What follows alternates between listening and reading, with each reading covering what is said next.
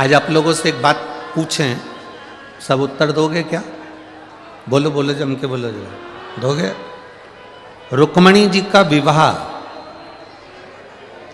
भगवान कृष्ण के साथ कितनी बार हुआ?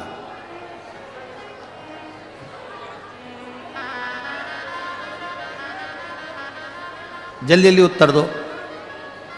रुक्मणी जी का विवाह भगवान कृष्ण के साथ कितनी बार हुआ? शिव महापुराण की कथा वर्णन करती है कि भगवान कृष्ण के साथ रुक्मणी जी का विवाह 4 बार हुआ है। कितनी बार हुआ है? 4 बार। और आप विदर्भ के रहने वाले हो, आपको यह बात मालूम होना चाहिए कि रुक्मणी जी का विवाह भगवान कृष्ण के साथ कितनी बार हुआ? कितनी बार हुआ? 4 बार। पहला, रुक्मणी जी जब 6 वर्ष की थी, सभा में बैठे हुए लोगों के मुख से भगवान कृष्ण का नाम सुन सुनकर रुक्मणी जी ने अपने मन से भगवान कृष्ण के साथ दिल से रुक्मणी जी ने फेरे लगा लिए थे कि कृष्ण आज से मेरे पति हैं और मैं कृष्ण की धर्म पत्नी हूं। कृष्ण मेरे पति हैं और मैं भगवान कृष्ण की धर्म पत्नी हूं। ये रुक्मणी जी ने भीतर से फेरे लगा लिए। 6 वर्ष की अवस्था में रुक्मणी जी भगवान कृष्ण को अपना पति बना लिया। इसको कहते हैं मानसिक विवाह, जो मन से करा गया। दूसरे नंबर का विवाह रुक्मणी जी ने जब पत्र लिखा, उस पत्र में 7 श्लोक लिखे। कितने श्लोक थे? 7। पत्र में 7 श्लोक लिखे। हर श्लोक को लिखते समय रुक्मणी जी ने अपनी बुद्धि से भगवान कृष्ण के साथ फेरे लगा लिए। पहला श्लोक लिखा रुक्मणी जी ने और कह दिया, मैं कृष्ण तुम्हारे को समर्पित हूं, मैं तुम्हें पाना चाहती हूं। 7 श्लोक से रुक्मणी जी ने भगवान कृष्ण से बुद्धि की भावर लगा ली। ये दूसरा विवाह हो। और जितने लोग आस्था से चैनल पर सुन रहे हैं, बड़े ध्यान से सुनना। रुक्मणी जी का तीसरा विवाह जगदम्बा के मंदिर से, जब रुक्मणी जी श्रृंगार कर कर जगदम्बा के मंदिर पर आई और भगवान कृष्ण उनको लेकर भागे, ये राक्षसी विवाह भगवान कृष्ण का रुक्मणी जी के साथ तीसरा विवाह हुआ। और चौथे नंबर का विवाह द्वारकापुरी में पहुंचने के बाद रुक्मणी जी का हुआ। चौथा।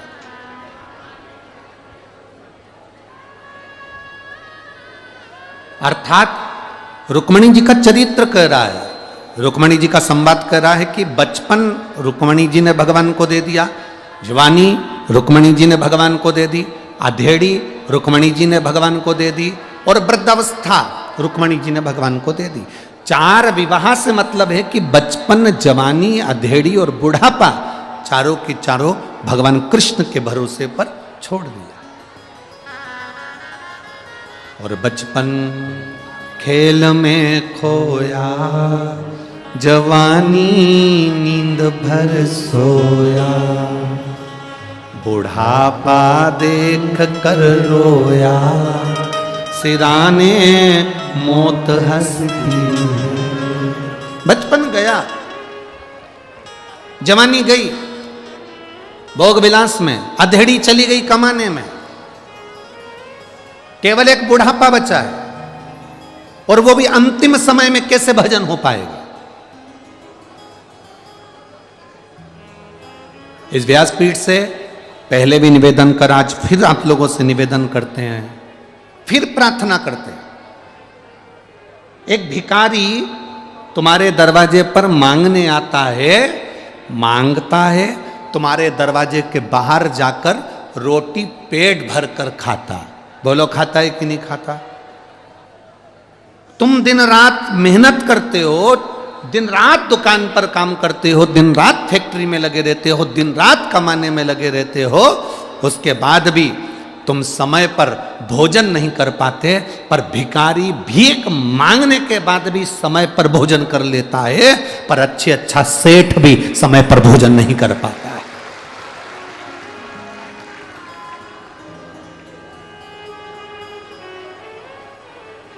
जरा विचार करिए, वो भिखारी भी हमको सीख देता है कि देखो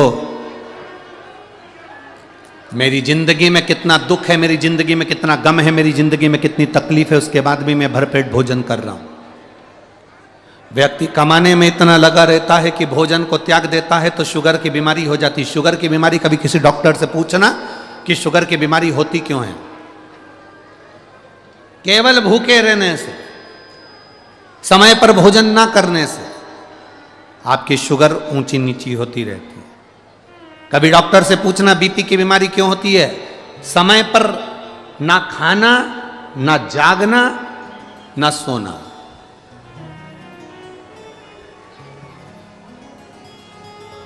दुनिया का सबसे सुखी व्यक्ति कौन है?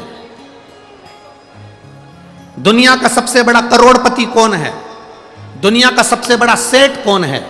जिसके सोने वाले कमरे में, जिसके शयन कक्ष में, जिसके कमरे के अंदर, जिसके पलंग के पास में कोई दवाई या गोली नहीं है, वो दुनिया का सबसे बड़ा सेठ है। सोने से पहले 4 गोलियां खाना पड़ रही है। सोने से पहले नींद की गोली, बीपी की गोली, शुगर की गोली, इसकी गोली, उसकी गोली, रोज सोने से पहले 4 गोलियां खाना पड़ रही है। तो दुनिया के आप कितना भी आपने धन कमाया है, पर आप सेठ नहीं कहलाओगे। आप सेठ नहीं कहला सकते, क्योंकि प्रथम सुख निरोगी काया, द्वितीय सुख घर में माया। दुनिया का सबसे बड़ा सेठ वो है, आपके पलंग के पास कोई दवाई नहीं, कोई गोली नहीं, सवेरे उठते हो आराम से, सोते भी आराम से हो, बस बिना गोली के भी आराम से मोबाइल बंद करा, सोए और नींद आ गई, समझ लेना कि दुनिया के सबसे बड़े सेठ तुम हो। तुम सो रहे हो, रात भर तुम्हारा दिमाग काम कर रहा है, रात भर वहां से पैसा आया कि नहीं आया, फैक्ट्री में काम हुआ कि नहीं हुआ, उसने ये काम करा कि नहीं करा, वहां से आने वाला था वो आया कि नहीं आया, उसने ये करा कि नहीं करा, रात भर जाग रहे हो, दिमाग तुम्हारा रात भर चल रहा है, तो तुम सेठ नहीं कहला सकते।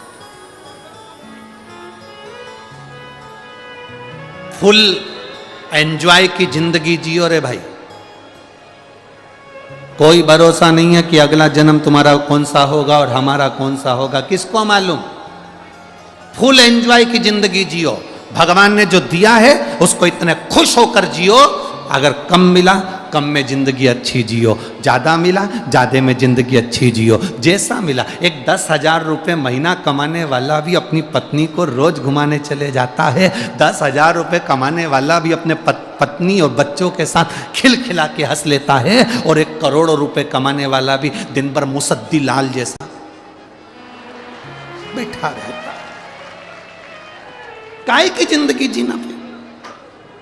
फुल एंजॉय की जिंदगी जी। जो परमात्मा ने दिया कम नहीं दिया, जैसा दिया बहुत अच्छा दिया। घर में ऐसे रहो कि जैसे शंकर पार्वती रहते थे। शिव जी के परिवार में किसी देवता का परिवार निकाल कर बताओ, 33 कोटि देवी देवताओं के परिवार में बता दो कि पूरा परिवार किसी के साथ में हो। भगवान विष्णु और लक्ष्मी जी साथ में मिलेंगे, परंतु उनके बच्चे साथ में नहीं मिलेंगे। ब्रह्मा ब्रह्माणी साथ में मिलेंगे, पर उनके बच्चे साथ में नहीं मिलेंगे। इंद्र इंद्राणी मिलेंगे, पर उनके बच्चे साथ में नहीं मिलेंगे। आप किसी 33 कोटि देवी देवताओं की लिस्ट निकाल कर देख लो, किसी के देवताओं के बच्चे उनके साथ में नहीं है। केवल एक देवाधिदेव महादेव हैं, जिनके बच्चे गणेश, कार्तिकेय, अशोक सुंदरी, जया, विषहरा, शामली बारी, दौतली देव, शंकर भगवान का पूरा खानदान उनके साथ में है। क्योंकि शिव प्रेरणा देते हैं कि अपने परिवार के साथ फुल एंजॉय की जिंदगी जियो, भले कैलाश पर्वत पर रहो, चाहे कहीं पर भी रहो।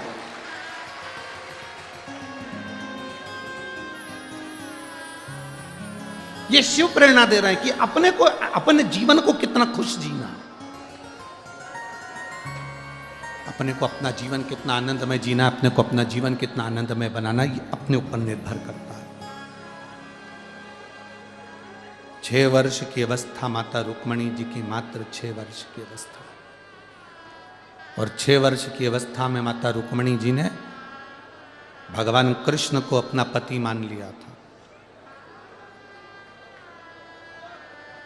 आप इस कथा के पंडाल में बैठती हो और हम बोलते हैं बोल बम का नारा है और बाबा एक सहारा है। बाबा एक सहारा का मतलब ये है कि आप भोलेनाथ जी को अपना पिता मान लो, भोलेनाथ जी को अपना इष्ट मान लो, भोलेनाथ जी को अपना सखा मान लो, भगवान शंकर को अपना इष्ट, अपना सखा, अपना पिता, अपना बाबुल, अपना बाबा मानकर हम अपने दिल की बात भोलेनाथ जी से कर सकें। उसका मतलब ये है।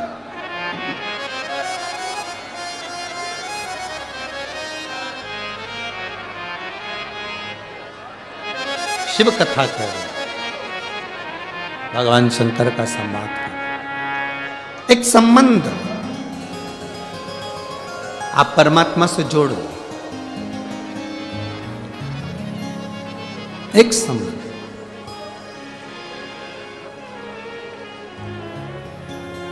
और नाता एक राम जी से दूजा नाता तोड़ दे, रिश्ता एक श्याम जी से दूजा रिश्ता छोड़ दे। साधु संगे राम रंग अंग अंग सही है, जाई विधि रखे राम ताही विधि रही। किया अभिमान तो फिर मान नहीं पाएगा, होगा वही प्यारे जो मेरे राम जी को भाएगा। बस अपना शिव को, अपना राम को बना लो। एक पत्र है, देखिए,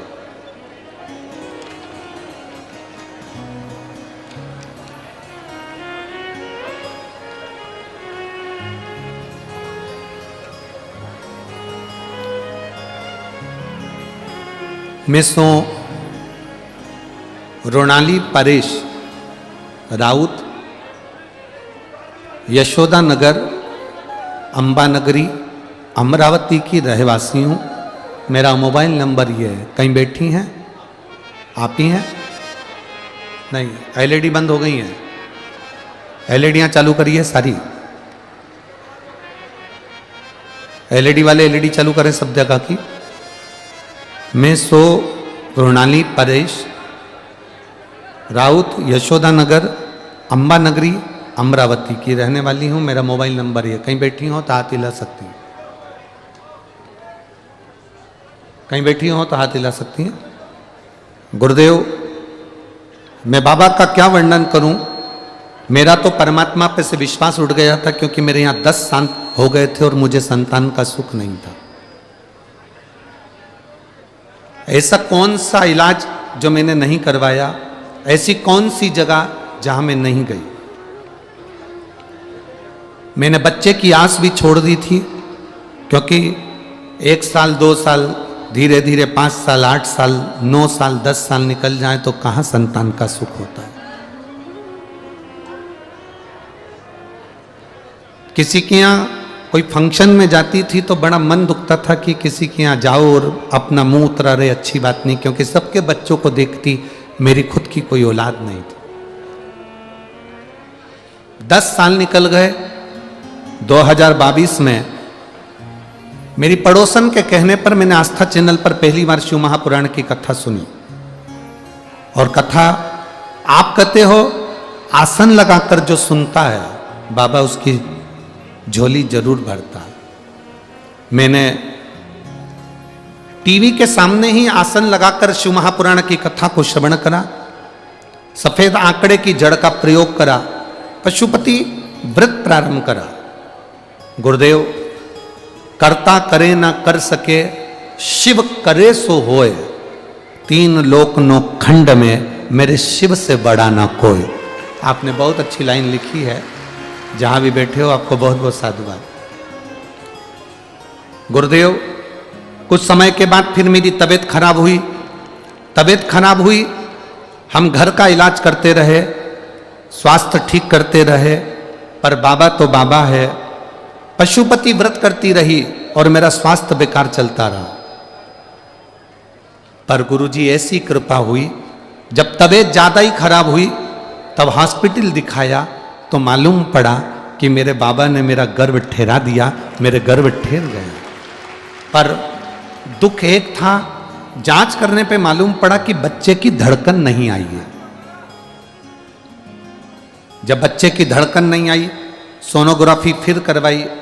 सोनोग्राफी कराने के बाद में फिर वापिस बताया कि बच्चे की धड़कन नहीं है, इस बच्चे को तुम मत रखो, ये बच्चा नहीं रखना तुम्हें।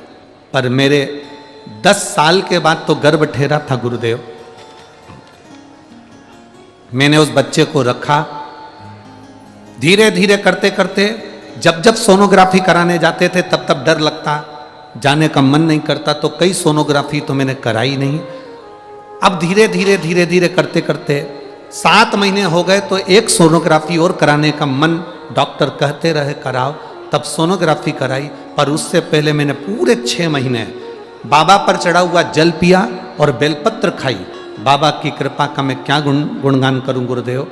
बाबा की कृपा से 26 जुलाई 2023 को मेरे यहाँ संतान की प्राप्ति हुई और मैं बाबा को यहाँ धन्यवाद देने के लिए आई, जिसका फोटो मैं लगा रही हूं। आप टीवी पर उस बच्चे का फोटो भी देख सकते हैं।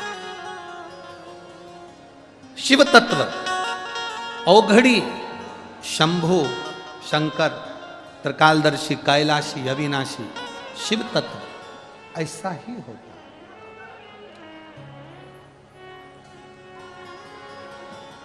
खाली न जाता कोई दर से तुम्हारे, खाली न जाता कोई दर से तुम्हारे, मैं भी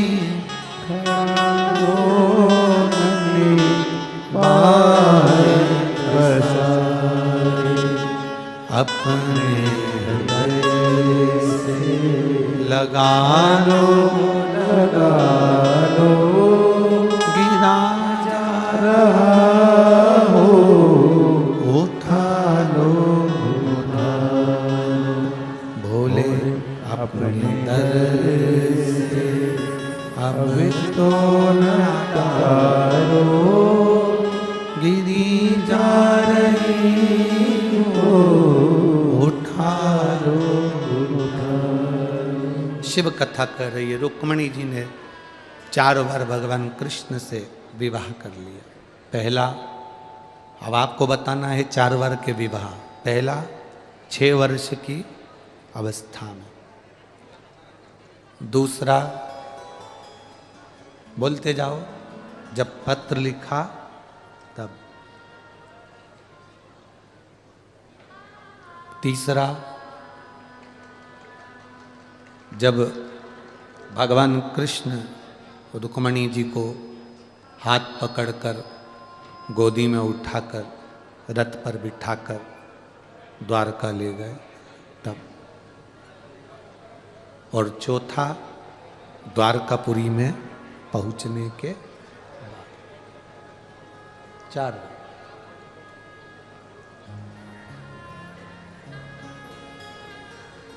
दे दो भगवान को अपना बचपन भी परमात्मा को दे दो, जवानी भी भगवान को दे दो, अधेड़ी भी भगवान को दे दो, बुढ़ापा भी भगवान को दे दो। समर्पण, पूर्ण समर्पित।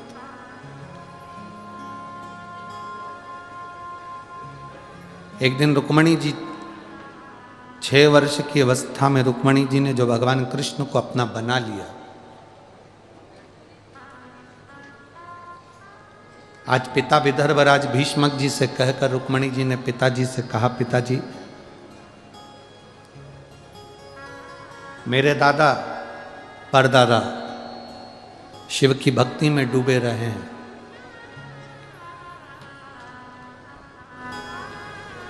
आखिर क्यों शंकर की भक्ति क्यों करी, दादा ने परदादा ने शिव की भक्ति क्यों करी। तब राजा भीष्मक ने, विदर्भराज भीष्मक ने कहा अपनी रुक्मणी से, रुक्मणी केवल एक देव ऐसे हैं जो बिना मांगे दे देते हैं। किसी भी देवता के आगे जाकर झोली फैलाना पड़ती है और कहना पड़ता है कि हमको ये दे दो, पर केवल वो कहते हैं ना, मांग कर जो देता है वो देव कहलाता है, जो बिना मांगे दे देता है वो महादेव कहलाता है। बिना मांगे देते हैं वो, बिना मांगे, कुछ मांगने की जरूरत नहीं पड़ती। आप में से इतने सारे भक्त लोग शंकर की उदारता वाले सब यहाँ पधारे हो, शिव महापुराण की कथा सुनने के लिए आए हो। वो बिना मांगे क्या देगा तुमको, तुम्हें नहीं मालूम पड़ेगा। तुम तो आ गए, यहां तक पहुंच गए, फिर मर्जी उसकी है।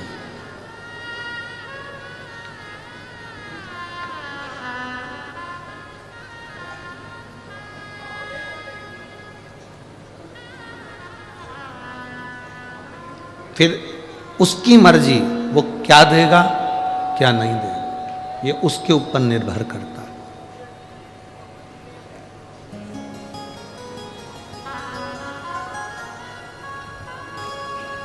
आप तो केवल बैठकर श्री शिवाय नमस्तुभ्यं हम उसको जप लो, उसका भजन कर लो, उसका कीर्तन कर लो, उसका मंत्र जाप करो।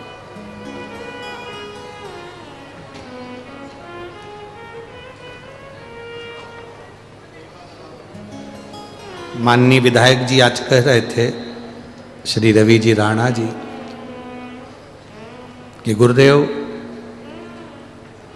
कल कुछ बुजुर्ग महिलाओं जा रही थी तो हमने अपनी गाड़ी में उनको बिठाकर यहाँ जब लेकर आ रहे थे तो हमने बुजुर्ग माताओं से, बूढ़ी बूढ़ी माताओं से पूछा कितनी उम्र है तुम्हारी, तो उन्होंने कहा 78 साल की उम्र है, 78। कितनी दूर गाड़ियां छोड़ रही हैं और तुम पैदल पैदल जा रही हो, कितनी परेशान हो जाओगी ना। तो विधायक जी कह रहे थे, उस माँ के मुख का शब्द था गुरुजी, वो माँ कह रही थी ये तो 5 किलोमीटर है, 50 किलोमीटर भी होता तो मैं पैदल जाती कथा को सुनने के लिए।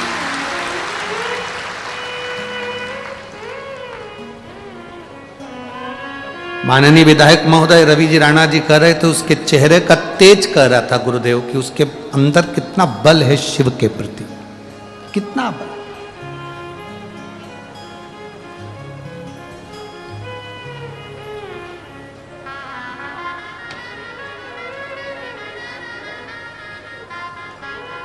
कल माननीय सांसद महोदय नवनीत जी राणा जी से हमने पूछा कि आप कथा के पंडाल में रहते हो, आपका कुछ अनुभव, आपका कुछ अनुभव।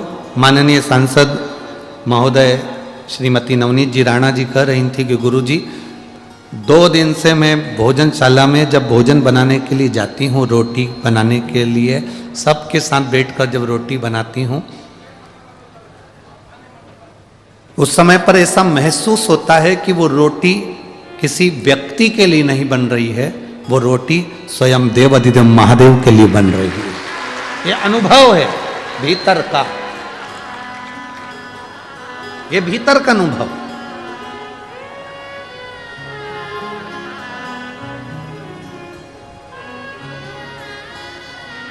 शिव को जानना है तो शिव महापुराण की कथा में जाओ, शिव को जानने के लिए। आज रुक्मणी जी के हृदय में, 6 वर्ष की रुक्मणी जी के हृदय में शंकर जी को जानने का भाव प्रकट हो गया। 6 वर्ष की रुक्मणी जी के हृदय में भगवान शंकर को जानने का एक भाव भीतर से प्रकट हुआ। अपने पिताजी से कह रही हैं, पिताजी आप मुझे बताओ, दादाजी शंकर की भक्ति क्यों करते थे, परदादाजी शिव जी की भक्ति क्यों करते थे। तो राजा भीष्मक ने कहा कि उसका केवल एक कारण था कि शंकर बिना मांगे देता है, बिना मांगे, वहां मांगने की जरूरत ही नहीं पड़ती।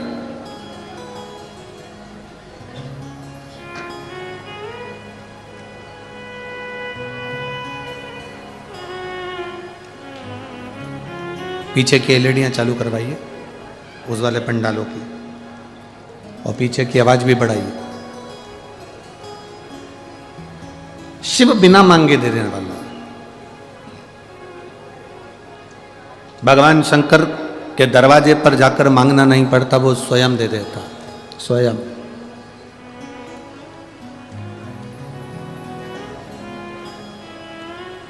आज हम गाड़ी में कह रहे थे कि पूरी दुनिया में शंकर भगवान का शिवलिंग पूजाता है, पर केवल सीहोर का कुबेरेश्वर धाम एक ऐसा है जहां पर कंकर शंकर के रूप में पूजाता है। केवल एक, पूरे भारत की भूमि पर केवल एक ही भूमि ऐसी, एक ही जगह ऐसी है, सीहोर का कुबेरेश्वर धाम, जहां पर कंकर शंकर के रूप में पूजाया जाता है।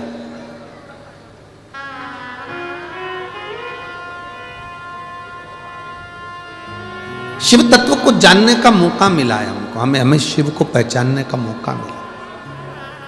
रुक्मिणी जी कह रही हैं, आप बताओ। तो राजा भीष्मक ने कहा कि शिव जी से कुछ मांगना नहीं पड़ता, भोलेनाथ जी सब दे देते हैं, सब। भगवान देव अधिदेव महादेव सब दे देते हैं। अब रुक्मिणी जी के अंदर खलबली उत्पन्न होने लगी।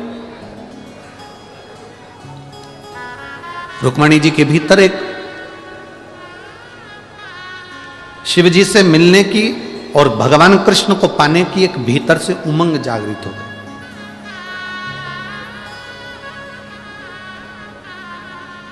हमने कई बार कथाओं में कहा कि सुख और उम्र, आप लोगों ने कथाओं में सुना होगा, सुख और उम्र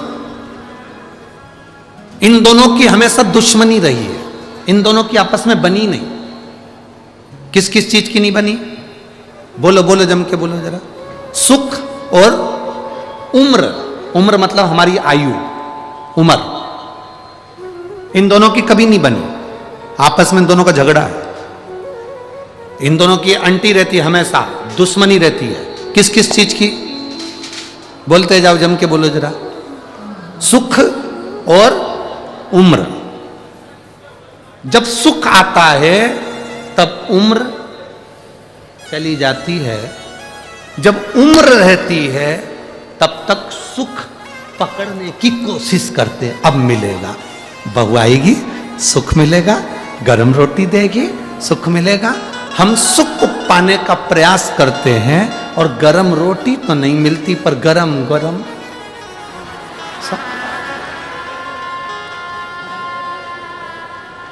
सुख और उम्र की हमेशा झगड़ा रहा है।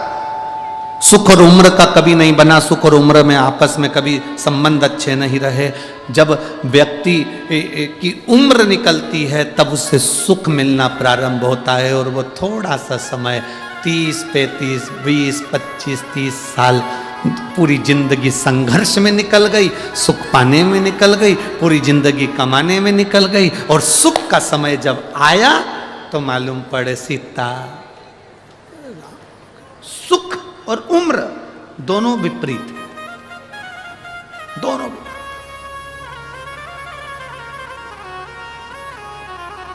सुख पाने के चक्कर में दुनिया के लोगों की पूरी उम्र चली जाती है, और जब उम्र चली गई तब सुख मिला तो क्या फायदा? बोलो री जीजियो, सही है कि गलत है?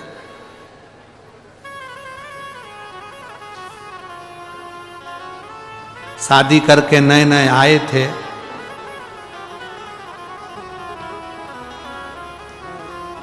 विवाह कर कर नए नए पधारे थे। अब नए नए तुम शादी कर कर आए थे, विवाह कर कर आए थे,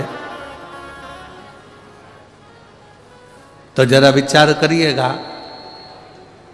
पहला, दूसरा, तीसरा, चौथा, पांचवा, छठा, सातवां, आठवां, नवा, 10वां करवा चौथ का व्रत पड़ा। सही मायने में बताओ, पति तुमको जब साड़ी दिलाता, पति तुमको जब रकम दिलाता तो अच्छा लगता कि नहीं लगता? अरे बोलो तो जम के जरा, लगता ना? अब तुम्हारी उम्र ढल गई, 55 साल के हो गए, सोफा सेट भी गड़बड़ हो गया, खिड़कियां बेकार हो गई, और अब सुख आया, धन आया, और पति ने कहा मेरा मन कर रहा है, चल सुनार की दुकान पे चल, तुझे आज मैं नेकलेस दिला दूं, चल सुनार की दुकान पे, कपड़े की दुकान पे मैं तुझे कपड़े दिला दूं। अब पत्नी कहेगी अब तो पूरी जिंदगी हो गई, बच्चों के लिए ले लो, अब तो बच्चों का ब्याह करना है, बहू आएगी, बहू को चढ़ा देंगे, बहू के हिसाब से ले लो, बच्चों के हिसाब से ले लो, इनके हिसाब से लो। अब मना कर देगी वो, अब मेरे लिए मत लो, अब तुम बच्चों के लिए, परिवार के लिए लो। अब मेरे लिए नहीं, अब परिवार के लिए और बच्चों के लिए लो, अब मेरे लिए मत। सुख और उम्र, इन दोनों का झगड़ा है। जब सुख आता है तब उम्र चली जाती है, और उम्र जब रहती है तो व्यक्ति सुख पाने के चक्कर में पूरी उम्र गंवा बैठता है। इसीलिए हमारा शास्त्र कहता है कि भजन करो भरी जवानी में, बुढ़ापा किसने देखा है। भजन करो भरी जवानी में बुढ़ापा किसने देखा है। इन दोनों का झगड़ा है, सुख का और उम्र का। रुक्मणी जी ने अपने उस जीवन को, रुक्मणी जी ने अपने उस चरित्र को आनंदित करा, और रुक्मणी जी ने उस चरित्र को जब आनंदित करा तो रुक्मणी जी ने तुरंत राजा भीष्मक से कहा, अपने पिताजी से, राजा भीष्मक से रुक्मणी जी कह रही हैं कि पिताजी आप मुझे बताएं कि शंकर भगवान की आराधना का फल क्या है, भगवान शिव की भक्ति का फल क्या है, शंकर के पूजन का फल क्या है, शिवलिंग निर्माण का फल क्या है, शंकर के शिवलिंग की आराधना का फल क्या है, भगवान शंकर के गुणगान का फल क्या है, भगवान शिव की अविरल भक्ति का फल क्या है। अब आप मुझे बताएं, ये मुझे सिद्ध करें।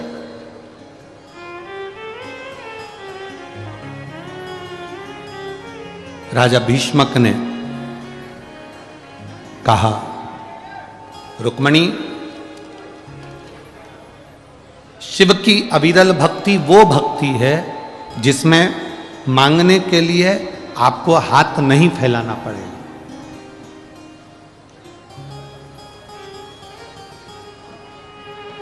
सारी समस्या का हल एक लोटा जल, सब कुछ मिल सकता है, सब कुछ। दुनिया का ऐसा कोई कार्य नहीं, दुनिया का ऐसा कोई भाव नहीं। गला पकड़ रहा है, परसों जैसा कल जैसा कर दो साउंड को। दुनिया का कोई ऐसा सुख नहीं है जो शिव की भक्ति से नहीं मिल सकता। जो भगवान शंकर की भक्ति से प्राप्त नहीं हो सकता, दुनिया का ऐसा कोई कार्य नहीं। मेरे राम जी महाराज जब लंका पर चढ़ाई करने के लिए जाते हैं तो शंकर भगवान के शिवलिंग की स्थापना, रामेश्वर धाम की स्थापना करते हैं। मेरे भगवान कृष्ण रुक्मणी जी के साथ बैठकर भगवान कृष्ण की अविरल भक्ति को धारण करते हैं। शिव के बिना सब अधूरे। रुक्मणी जी ने कहा तो क्या सब कुछ शिव की भक्ति से मिल सकता है? क्यों नहीं मिलेगा? करो भगवान शंकर की भक्ति। ऐसा दुनिया में कौन सा कार्य है जो शंकर की भक्ति के बिना, शंकर की भक्ति से नहीं मिलता? करो शिव आराधना। रुक्मणी जी 6 वर्ष की अवस्था में रुक्मणी जी कौंडल्यपुर से पैदल चलकर वन क्षेत्र में पहुंच गए। पैदल चलकर वन क्षेत्र में पहुंचे और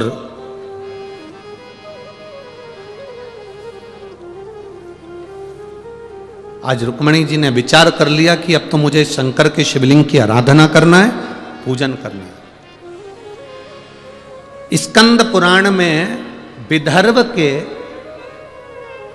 अम्बेश्वर मंदिर का वर्णन आता है, अम्बेश्वर शिवलिंग का। जैसे अपन ने विदर्भ खंड को अगर पढ़ते हैं तो विदर्भ को अगर हम पढ़ते हैं तो विदर्भ को पढ़ने में कौंडल्यपुर का वर्णन आता है। आपको कुंडेश्वर महादेव का वर्णन अपन ने स्मरण किया। फिर अपन ने कथा में तपवनेश्वर महादेव का स्मरण करा। उसी तरह तीसरा जो वर्णन आया है अम्बेश्वर महादेव। जहां पर माता रुक्मिणी स्वयं वन क्षेत्र में आ गई, कौंडल्यपुर को छोड़कर मां दौड़ती स्मरण करती अपनी सखियों के साथ वन क्षेत्र में पहुंच गई।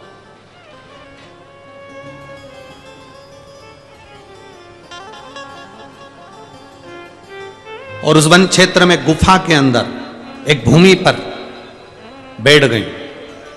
बैठकर उन्होंने पार्थिव शिवलिंग का निर्माण करा।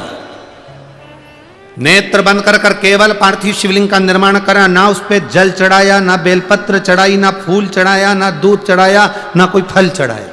केवल शिवलिंग का निर्माण कर कर माता रुक्मिणी जी बैठ गई। 6 वर्ष की अवस्था है माता, मात्र 6 वर्ष की।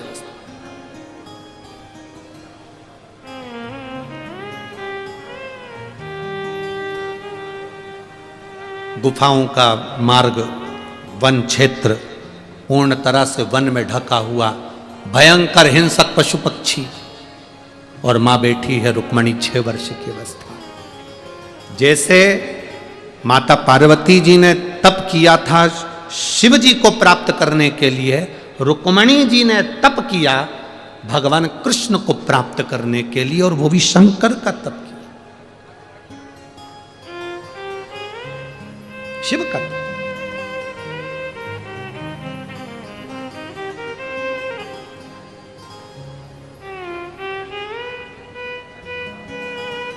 पिता विदर्भराज को मालूम पड़ा, राजा भीष्मक को मालूम पड़ा मेरी बेटी घर से गई है, सखियों के साथ वन क्षेत्र में गई है। ढूंढने के लिए निकल गए। विदर्भ की पूरी भूमि पर अपनी बेटी रुक्मिणी को ढूंढने के लिए राजा भीष्मक ने अपने द्वार से द्वारपालों को भेज दिया, गुप्तचरों को भेज दिया, रुक्मिणी को देखो कहां गई।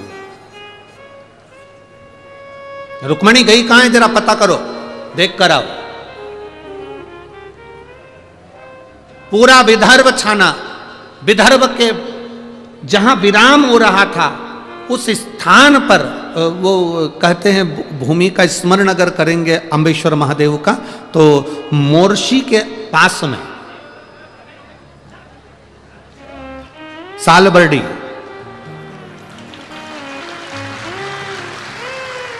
मोर्शी के पास में सालबर्डी, ये आज का नाम है, पुरातन नाम अम्बेश्वर महादेव।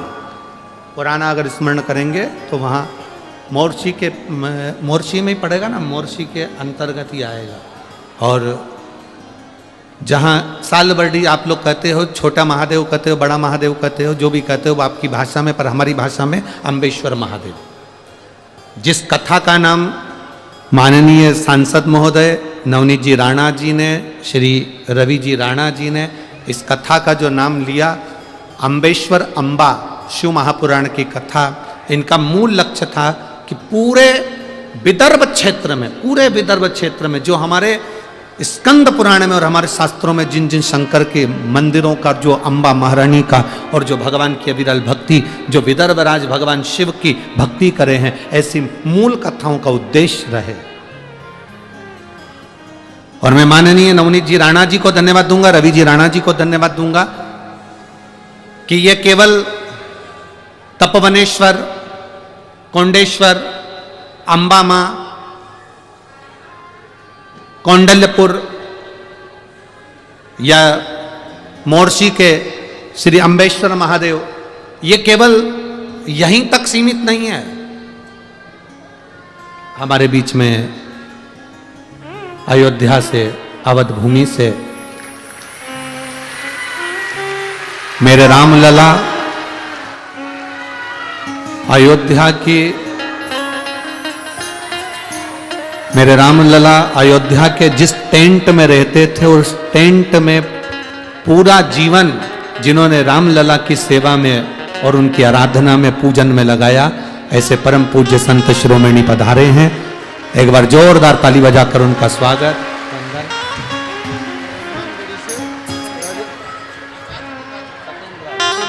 और हनुमानगढ़ी अयोध्या से महंत श्री सत्येंद्र जी महाराज जी भी पधारे। हनुमानगढ़ी से श्री राजूदास जी महाराज जी पधारे हुए हैं। एक बार जोर ताली। हमारे बीच में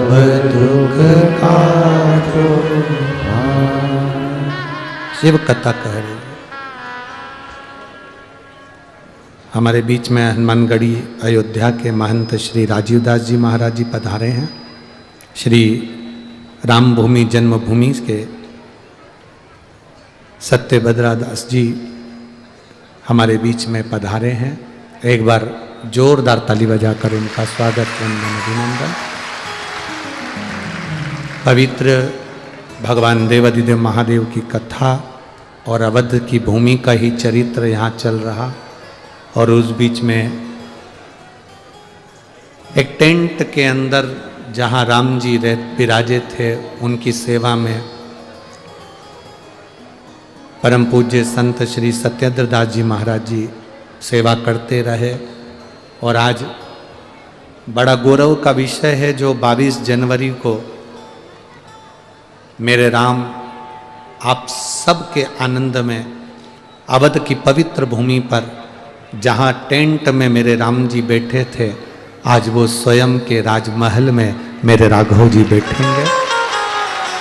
और ये मेरे पूरे भारत का,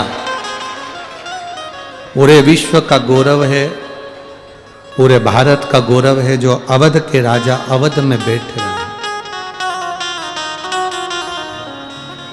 आप और हम जो अयोध्या पहुंच सकते हैं वो अवध पहुंचे, जो नहीं पहुंच सकते अपने अपने नगर के मंदिर, देवालय, शिवालय, घर, प्रत्येक घर के बाहर सुंदर रंगोली दीप जलाएं। 22 जनवरी को मंदिरों को फूलों से सजाएं, लाइटें लगाएं, दीप प्रज्वलन करें। प्रत्येक चौराहे को, प्रत्येक नगर को, भारत की एक एक गली, नगर, मोहल्ला, शहर, क्षेत्र, गांव, खेड़ा ऐसा सजाओ और ऐसे राम जी का जन्मोत्सव ऐसा मनाओ, ऐसा राज तिलक मनाओ कि आपके नगर के, आपके गांव के भी राजा भगवान राम बनकर विराज। ऐसी पवित्रता शिव तत्व कह रहा है। बोल बम का नारा है, शिव कथा कह रही है। रुक्मणी जी कौंडन्यपुर छोड़कर चली गई। 6 वर्ष की अवस्था में रुक्मणी जी अपने पिता से कहकर गई, बिना बताए नहीं गई, बिना बोले नहीं गई। रुक्मणी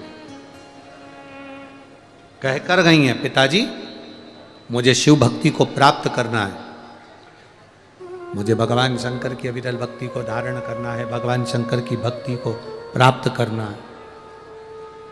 पिताजी मैं वन क्षेत्र में जा रही हूं, आपने कहा कि शंकर की भक्ति करने वाला को मांगने की जरूरत नहीं पड़ती, मांग कर दे वो देव कहलाता है, जो बिना मांगे दे दे वो महादेव कहलाता है। तो मैं महादेव की भक्ति करने के लिए जा, इतने खुश हुए पिता। विदर्भराज भीष्मक अति प्रिय, प्रसन्न, बहुत प्रसन्न। उनकी प्रसन्नता का कोई अंत ही नहीं था।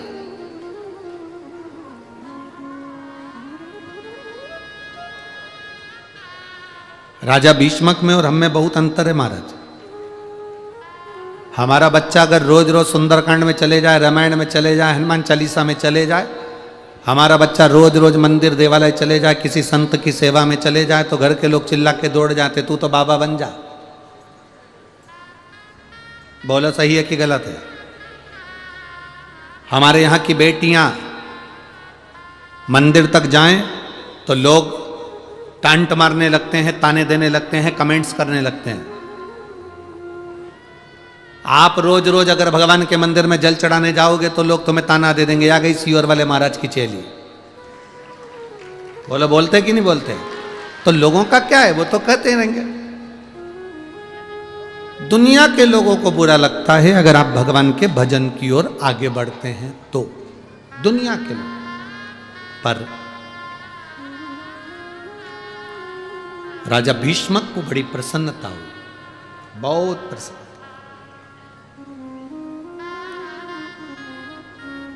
इतनी प्रसन्नता राजा भीष्मक के मुख पर थी कि आज मेरी लड़की, आज मेरी बेटी 6 वर्ष की अवस्था में शंकर की आराधना में डूबी है। दादा परदादा का जो क्रम था शंकर की आराधना का, वो मेरी बेटी भी कर रही है। अच्छा एक बात बताओ, तुम्हारे यहां पर हींग की डब्बी है क्या? अरे बोलो तो जम के, हींग रखते हो उस डब्बी में? एक काम करो, 8 महीने 10 महीने 1 साल हींग की डब्बी को खाली करके, धो के, साफ करके, अच्छे साबुन सरफ से धो के उसको बंद करके रख दो या खोल के रख दो। 1 साल के बाद उस हींग की डब्बी को सूंघ कर देखना, उसमें हींग की खुशबू आएगी कि नहीं आएगी? अरे बोलो तो, आएगी ना। हींग की डब्बी को खाली कर दिया, हींग की डब्बी को धो दिया, गर्म पानी से धो दिया, साबुन से धो दिया, सर्फ से धो दिया, तो भी हींग की खुशबू उस डब्बी में आती है। उसी तरह हमारे दादा परदादा, हमारे पूर्वज भगवान की भक्ति करते करते करते करते चले जाते हैं, तो वो अपनी भक्ति की सुगंध अपनी आने वाली पीढ़ी को छोड़ जाते हैं और वो सुगंध दिखती है, वो सुगंध नजर आती है।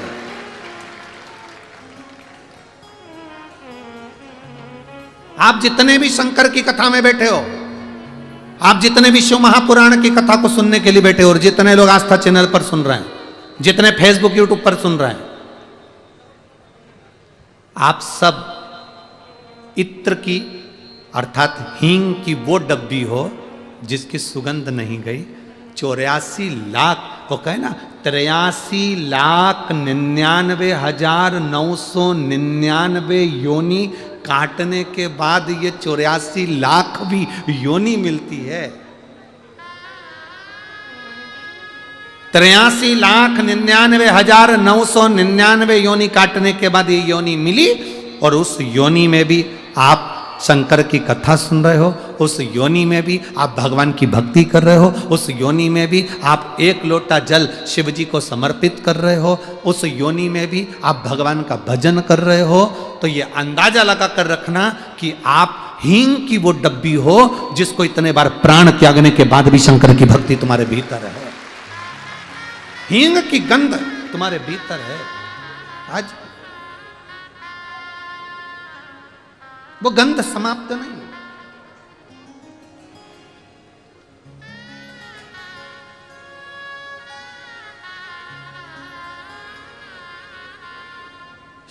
कितना प्रयास करा। आज हमारे बीच में हनुमानगढ़ी वाले महाराज जी भी विराजमान हैं, महंत श्री राजीव दास जी महाराज जी, और रामभूमि जन्मभूमि से सत्येंद्र दास जी महाराज जी विराजमान हैं। कितना प्रयास करा लोगों ने, कितनी बार मंदिर नहीं, मंदिर गायब हो गया, दूसरा धर्म अपना स्थापित कर दिया उन्होंने, सब कुछ कर लिया। उसके बाद भी सनातन धर्म का कोई शेर तो जागा, और सनातन धर्म की पताका तो किसी ने फैलाई, जो अवध में वापिस राम जी महाराज विराजमान हुए। अवध में भगवान राम जी विराजमान हुए। ये शिव तत्व है, ये गंध नहीं गई। राजा भीष्मक बड़े प्रसन्न हुए, राजा भीष्मक के हृदय में सुख का अनुभव हो गया, राजा भीष्मक आनंदित हो गए। आज मेरी बेटी ने जो काम किया, शंकर की भक्ति उसके परदादा करते थे, उसके दादा करते थे, और आज मेरी बेटी शिव भक्ति करने के लिए गई है। प्रसन्नता है। तुम्हारे बच्चे मंदिर जाएं, प्रसन्न होना। तुम्हारे बच्चे 1 लोटा जल शिव को चढ़ाएं, प्रसन्न होना। तुम्हारे बच्चों के मुख से गुड मॉर्निंग गुड नाइट की जगह जय जय श्री राम या हर हर महादेव निकले, प्रसन्न होना। श्री शिवाय नमस्तुभ्यम निकले, प्रसन्न होना। भगवान का नाम निकले, प्रसन्न होना। आज समझना कि तुम्हारी दौलत तुमने तुम्हारे बच्चों को दी है, जिसके मुख से श्री शिवाय नमस्तुभ्यम निकल रहा है, जिसके मुख से भगवान का नाम निकल रहा है। ये प्रसन्नता होना चाहिए, ये एक आनंदता होना चाहिए।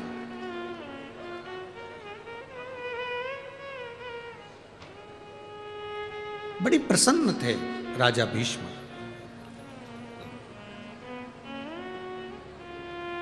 बहुत प्रसन्न। और वो झूठी हंसी नहीं थी राजा भीष्मक की, वो प्रसन्नता राजा भीष्मक की झूठी नहीं थी, वो प्रसन्नता आनंद की थी।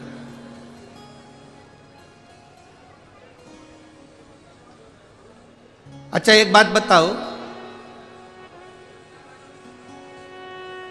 गिलास, तुम्हारा जो पानी का गिलास होता है वो थोड़ा सा फूटा है,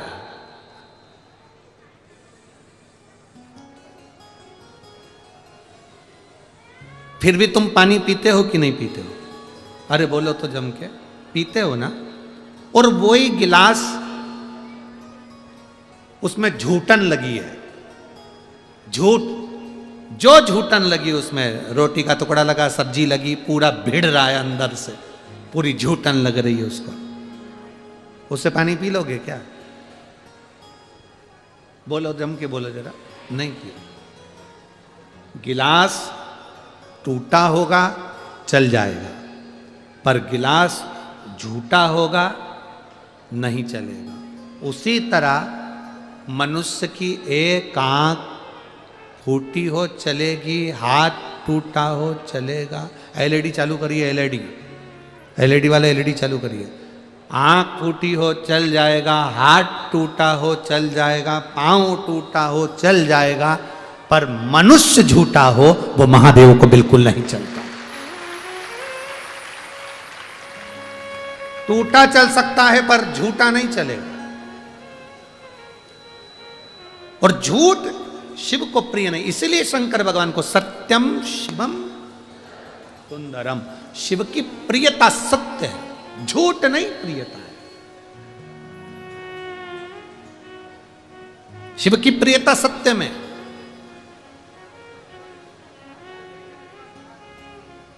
झूठ मेरे महादेव को प्रियता नहीं। शिव महापुराण की कथा कर रही है, भगवान शंकर का संवाद कर रहा है। अब रुक्मणी जी के हृदय में वो भाव जागृत हो गया। रुक्मणी जी बैठ गई तब साधना करने के लिए। एक गुफा, वन क्षेत्र, हिंसक वन, पशु पक्षी सब, और वहां रुक्मणी जी 6 वर्ष की अवस्था में रुक्मणी जी बैठी। रुक्मी आया, रुक्मबाहु आया। पिता राजा भीष्मक से कहा, पिताजी 6 वर्ष की रुक्मणी जी वन वन चली गई और आपको चिंता नहीं है? आपको चिंता नहीं है? राजा भीष्मक ने जो शब्द कहा वो शब्द आपकी जिंदगी में होना चाहिए। रुक्मी कह रहे हैं कि रुक्मणी 6 वर्ष की अवस्था में वन में चली गई, तुम्हें चिंता नहीं है? क्या तुम्हें टेंशन नहीं?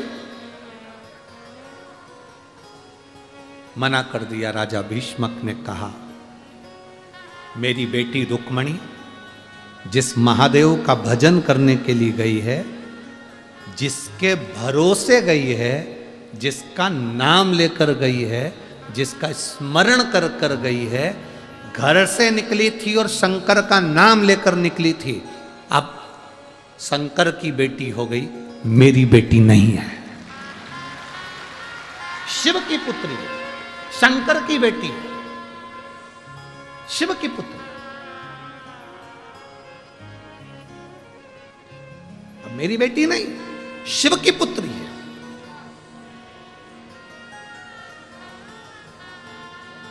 आप अपने घर से श्री शिवाय नमस्तुभ्यम कहकर निकलते हो, आप अपने घर से भगवान का नाम लेकर निकलते हो, आप अपने घर से हर हर महादेव कहकर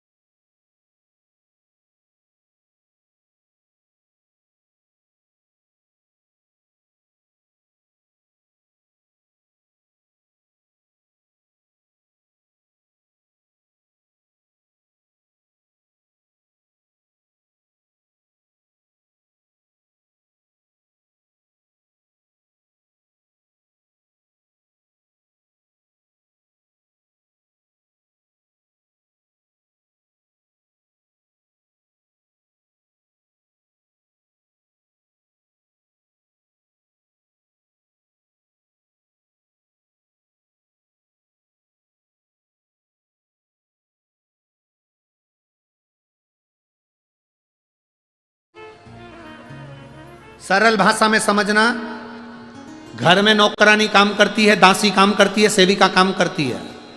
उसको अगर पैसे की जरूरत है तो वो मालिक से, सेठ जी से कभी नहीं कहती कि सेठ जी मुझे 5,000 की जरूरत है। वो किसके पास जाती है? जम के तो बोलो, घर की जो सेठानी होती है ना, उसके पास में जाकर का बहुत दुखी हूं, बहुत तकलीफ है, बहुत कष्ट है। इतने में सेठानी कह देती, काय को दिन भर रोती रहती, क्या हो गया बोल? 5,000 रुपए की जरूरत है। उसने कह दिया 1 रुपया नहीं मिलेगा, पहले का गया आज तक नहीं दिया।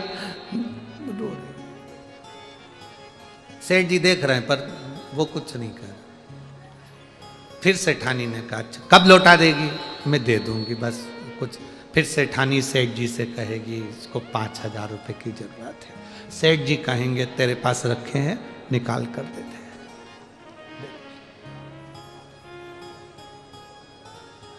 वृंदावन में जाते हो तो कृष्ण कृष्ण कहते हो कि राधे राधे कहते हो? जम के तो बोलो जरा, राधे राधे कहते हो। राधे राधे कहते हो तो वो कहना राधा राधा जब को चले आएंगे बिहार, स्वयं कृष्ण मिल जाते। अब यहां पर देवऋषि नारद ने कह दिया तुम अंबा का स्मरण करो, पार्वती का स्मरण करो। रुक्मणी जी ना पार्वती जी का स्मरण कैसे होता है? क्या करा जाए? बस 1 लोटा जल लो, शिव जी के शिवलिंग पे चढ़ाना प्रारंभ करो। जल की तरंग शिवलिंग पे से चढ़ते हुए जब जल की धार नीचे की ओर जाएगी, जो नीचे की पीठिका है वो पार्वती जी का स्थान है। इसलिए शंकर जी पे चढ़े हुए जल को जब पीठिका पर जाता है, बैठकी पर जब जाता है और वो जल जब नीचे बहता है तो लोग कहते हैं कि ऐसा 1 लोटा जल में है क्या जो शंकर प्रसन्न हो जाते हैं, खुश हो जाते हैं और लोगों की सुन लेते हैं। उसका कारण केवल इतना है, जब जल चढ़ता है वो नीचे पीठिका पर जाता है तो पार्वती जी शंकर जी से कहती हैं तुम्हारा भक्त आया है, खाली झोली लाया है, इसको भर दीजिए।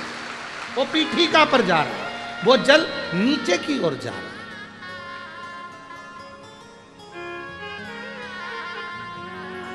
आप कृपा कर दीजिए, आप दया कर दीजिए, कृपा दया करिए। पार्वती जी ने जल चढ़ाना प्रारंभ करा। जो माता रुक्मणी जी ने जल चढ़ाना प्रारंभ करा, पार्वती जी प्रसन्न हो गई और सम्मुख में एक बूढ़ी का रूप लेकर आई, एक बुढ़िया का रूप। बेटी 6 साल की तेरी आयु, चल मैं तुझे घर छोड़ आती हूं। कहां की रहने वाली है? रुक्मणी जी ने तुरंत कहा मुझे घर नहीं जाना। कहां की रहने वाली है? रुक्मणी जी बोली मैं घर का पता भूल गई। इतने में पार्वती जी मुस्कुरा कर बोली पर मुझे मालूम है तू कुंडलपुर की रहने वाली है। अब रुक्मणी जी ने मन में सोचा ये तो मेरे खानदान को भी जानती होगी। अब रुक्मणी जी जाने क्या, ये पार्वती मैया है, सबका इतिहास रखती है, सबका इतिहास रखती है। चल मैं तुझे छोड़कर आती हूँ। ना ना ना माँ मैं नहीं जाऊंगी। अरे उठ। रुक्मणी जी का हाथ माता पार्वती जी पकड़ लिए, हाथ पकड़कर उठाने लगी। ना ना ना ना ना मैं नहीं जाऊंगी, मैं नहीं जाऊंगी। 6 वर्ष की रुक्मणी जी नहीं जा, पड़ गए।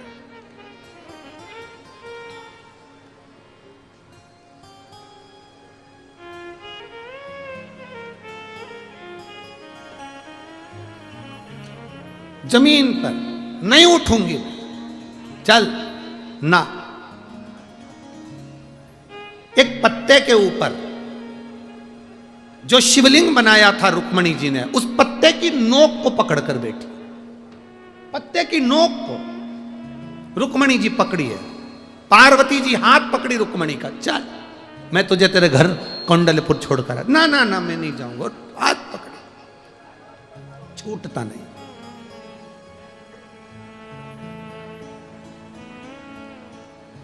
इतने में पार्वती जी ने शिव जी का स्मरण करा। देवादिदेव महादेव सम्मुख में प्रकट हो गए। शिव सामने। रुक्मणी क्या चाहिए तुझे? रुक्मणी जी कहती हैं मैंने कृष्ण को मन से पति मान लिया है, बस इससे ज्यादा कुछ नहीं। कभी तूने कृष्ण को देखा है? नहीं। कभी कृष्ण का दर्शन किया है? नहीं। फोटो देखा? क्योंकि आजकल गाने बन गए ना, फोटो को। तूने कभी फोटो देखा है क्या? फोटो की भी बड़ी बड़ी कहानी होती है। एक भक्त आया था, कहीं कथा थी,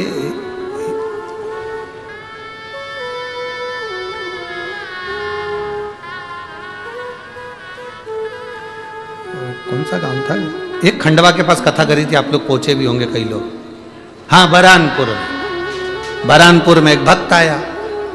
अब जैसे हम यहाँ ठहरे हैं ना, ऐसे हम ठहरे थे, तो अब सुबह के टाइम पीछे आगे आगे के दिन तो हम मिलते नहीं, पीछे के दिन में मिलना। अब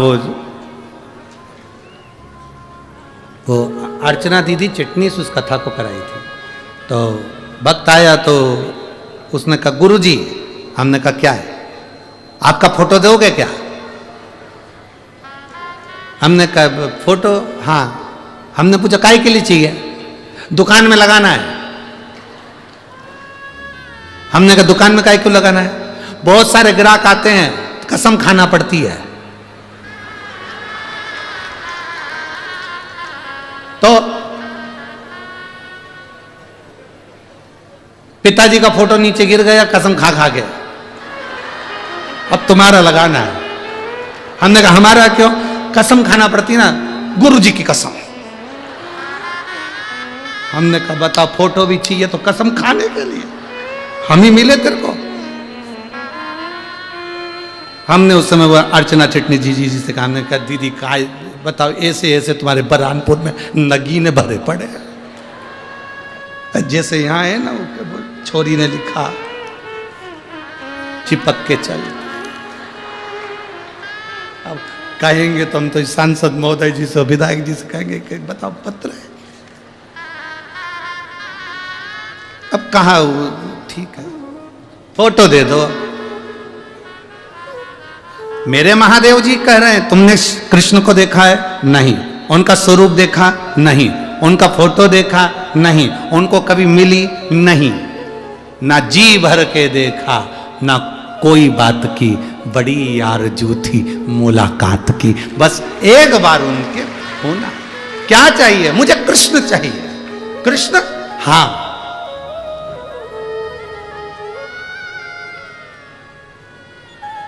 भगवान शिव ने कहा, इस स्थान पर बैठकर तुमने मेरी आराधना करी है, अंबा को भी तुमने यहीं पाया है, आज से ये भूमि अम्बेश्वर के नाम से प्रसिद्ध रहे। अब आप लोगों में से कोई गए हैं क्या वहां? कभी गए हो? हाँ, बहुत बहुत धन्यवाद। बाबा की कृपा बनी रहे। ऐसे तीर्थों में जैसे कुंडलपुर है, ऐसे हमारे आसपास के विदर्भ के जितने शिवालय, आनंदेश्वर हो चाहे गायत्रीश्वर हो, जो भी शिवलिंग हमारे विदर्भ की भूमि पर बने, वहां दर्शन के लिए जाते रहना चाहिए। जाया करो। एकांत में है कि नहीं? एकांत में, सब वन क्षेत्र में, सब वन। आज माननीय विधायक महोदय कह रहे थे, माननीय रवि जी राणा जी के, एक बात बताओ गुरुजी, ये शंकर जी इतने जंगल में क्यों बैठते हैं? हमने कहा वो अकेले में रहते हैं। वो तो उनके ये पगले भगत है ना, अकेला छोड़ते नहीं है, चले जाते। शिव शिव है, ओगड़दानी ओगड़दानी है, त्रिकालदर्शी है। रुक्मणी जी को भगवान कृष्ण ने, भगवान शिव ने कह दिया, तुम चिंता मत करो, तुम्हें कृष्ण मिलेंगे, मैं वचन देता हूं। भगवान कृष्ण को रुक्मणी की प्राप्ति का केंद्र बता दिया और रुक्मणी जी उठकर चल दी। आज भी वो स्थान अम्बेश्वर महादेव के नाम से सुंदर सालबर्डी में आज भी वो स्थान विराजमान है, जहां पर माता रुक्मणी अम्बा जगदम्बा जगतधात्री दुर्गा के साथ विराज। केवल रुक्मणी को वर नहीं मिला है, केवल रुक्मणी को वर नहीं मिला। माता पार्वती मैया वहीं पर उसी समय पर माता पार्वती भी खड़ी की खड़ी रह गई। जब भगवान कृष्ण का जन्म हुआ था भोलेनाथ, तो आप ब्रज की धरा पर दर्शन करने के लिए गए थे। कथा सुनी है ना आप लोगों ने? जब भगवान कृष्ण का जन्म हुआ तब आप ब्रज की धरा पर दर्शन करने के लिए गए थे।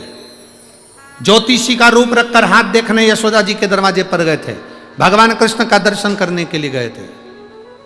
एक लाइन आप लोग स्मरण करते हो ना, श्री कृष्ण का दर्शन करने चले सदा शिव गोकुल। आप ब्रज की रज में दर्शन करने के लिए गए थे। जन्म के साक्षी आप थे। तो रुक्मणी पार्वती जी कहती हैं, मुझे रुक्मणी और कृष्ण के विवाह के साक्षी बनना है। पार्वती जी कह रही है, मुझे विवाह के साक्षी बनना है। देवाधिदेव महादेव ने कहा, पार्वती जाओ, तुम भी इस विदर्भ की भूमि पर ये अमरावती नगर में अंबा के रूप में विराजमान होना, इसी दरवाजे पर आए। मेरा कृष्ण पूरे विदर्भ में घूमकर इसी दरवाजे पर तेरे को रुक्मणी को लेने के लिए आएगा। कौंडल्यपुर से रुक्मणी जी श्रृंगार करके अंबा की पूजन करने के लिए आएगी। और अंबा की जब पूजन करने के लिए आएगी पार्वती, तेरी पूजन करने के लिए जब रुक्मणी आएगी, सबसे पहला दर्शन ए पार्वती, रुक्मणी को कृष्ण का सबसे पहला दर्शन पार्वती, तेरे गले में जो हसली पड़ी होगी, उस हसली में जो हीरा जड़ा होगा, उस हीरे में रुक्मणी कृष्ण का पहला दर्शन करेगी। पहला दर्शन। इसीलिए हमारे यहां भजन करते हैं ना, तो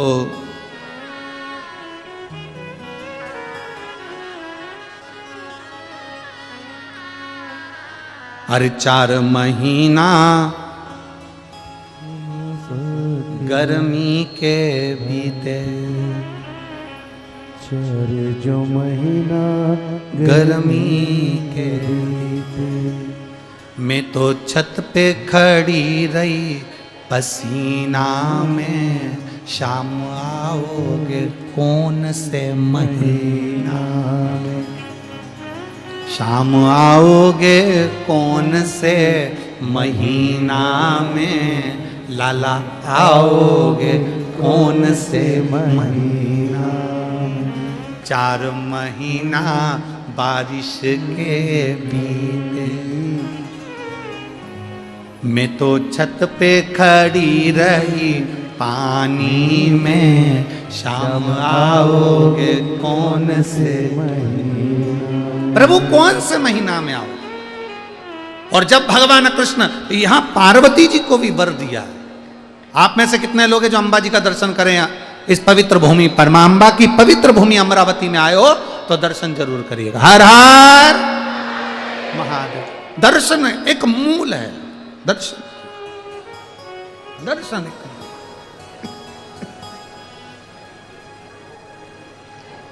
वर दे दिया भोलेनाथ ने। आनंद की राशि भगवान शिव, भक्ति का बल, खूब आनंदमय वर देकर चले गए। रुक्मणी जी पहुंच गई अपने कौंडल्यपुर में। पूरे कौंडल्यपुर में आज आनंद ही आनंद समाहित है। पूरे कौंडल्यपुर में, पूरे कौंडल्यपुर।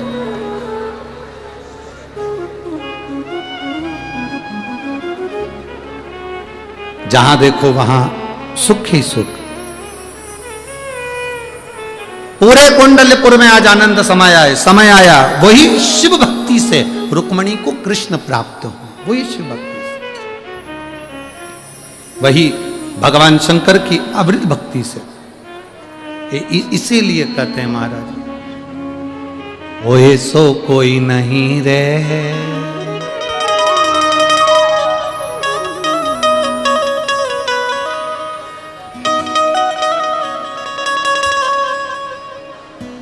भोलेनाथ से निराला यहाँ कोई नहीं, भोलेनाथ से निराला यहाँ कोई नहीं, कोई नहीं रे यहाँ कोई नहीं,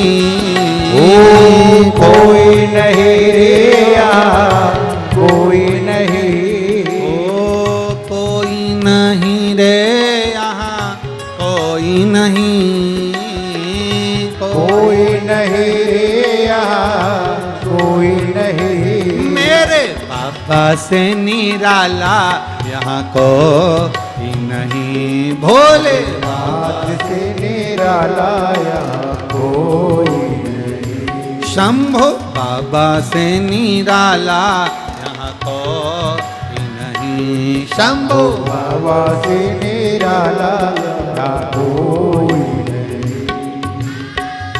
भाव से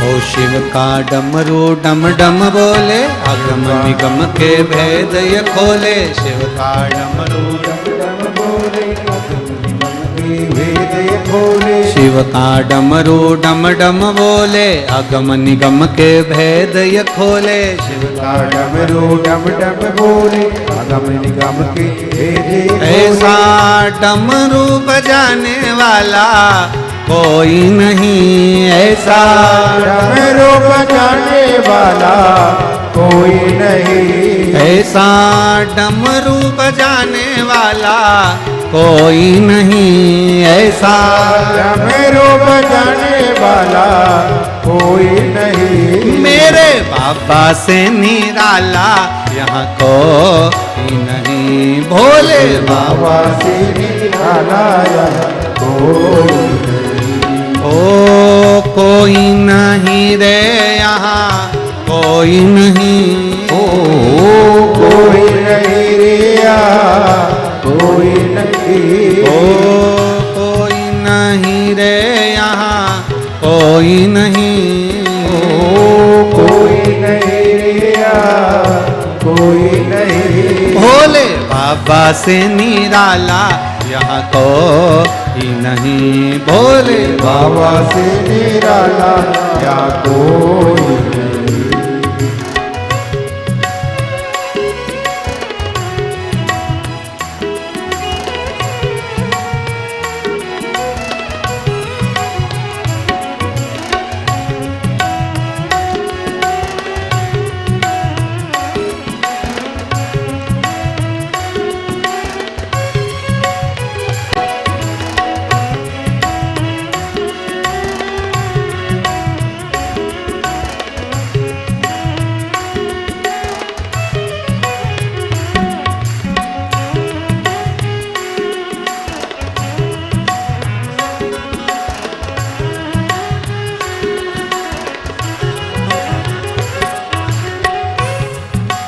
काया जब जब करमट बदले, पाप चमकते अगले पिछले, काया जब जब करवट बदले, पाप चमकते अगले पिछले काया जब जब कर्मठ बदले पाप चमकते अगले पिछले आया जब जब करवट बदले पाप चमकते अगले ऐसा जोग जगाने वाला कोई नहीं ऐसा जोग जगाने वाला कोई नहीं ऐसा जोग जगाने वाला कोई नहीं ऐसा जोग जगाने वाला कोई नहीं भोले बाबा से निराला यहाँ को हरि बोल भोले बाबा से निराला कोई शंभो बाबा से निराला यहाँ कोई नहीं शंभो बाबा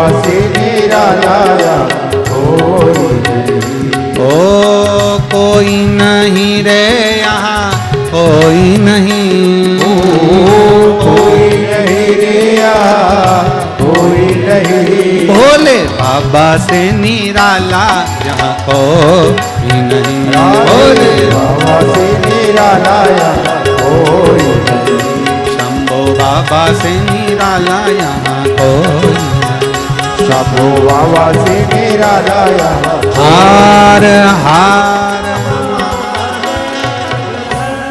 अपने स्थान पर बैठकर भगवान शिव से अपने मन की बात बड़े भावों के साथ कहेंगे, दिल से बाबा को प्रार्थना करेंगे। शीघ्र अति शीघ्र बैठकर कार्यकर्ता भी बैठो और दिल से बाबा से प्रार्थना करिए। जहाँ जगह मिले वहाँ बैठ जाओ और बैठकर बाबा देव अधिदेव महादेव से आज कथा का, क्योंकि चतुर्थ दिवस है, कल कथा का विराम हो जाएगा। सुबह 8 बजे से 11 बजे तक रहेगी कथा, टीवी पर 1 बजे ही आएगी। भाव से प्रार्थना करिए। श्री शिवाय नमस्तु श्री शिवाय नमस्तु श्री शिवाय नमस्तु श्री शिवाय नमस्तु भोला सब दुख काटो ओ भोला सब दुख काटो शिव शंकर जपो तेरी माला भोले बाबा जपो तेरी माला भोला सब दुख काटो ओ भोला सब दुख काटो वेश है मंगल मंगलकारी वेश मंगल मंगलकारी शमशान वासी हमारा शमशान वासी हमारा ओ सब दुख काटो ओ भोला सब दुख काटो। भगवान शिव की कथा कहती है, भाव से रुक्मणी जी कृष्ण को प्राप्त करती हैं। सुंदर गणेश जी का ब्याह हो उससे पहले हमारे बीच में संत महोदय पधारे हैं, जिनके सुंदर आशीर्वचन 2 मिनट के अपन सब ग्रहण करेंगे और उसके बाद में फिर गणेश जी के मंगल विवाह को अपन दर्शन करेंगे। मैं परम पूज्य श्री राम भूमि जन्मभूमि के सत्येंद्र दास महाराज जी के पावन चरणों को नमन करते हुए आपका आशीष वचन संपूर्ण भक्तों को प्राप्त हो। उसके बाद में हनुमानगढ़ी अयोध्या के महंत श्री राजीव दास जी महाराज जी के भी 2 मिनट के उद्बोधन आप सभी को प्राप्त होंगे।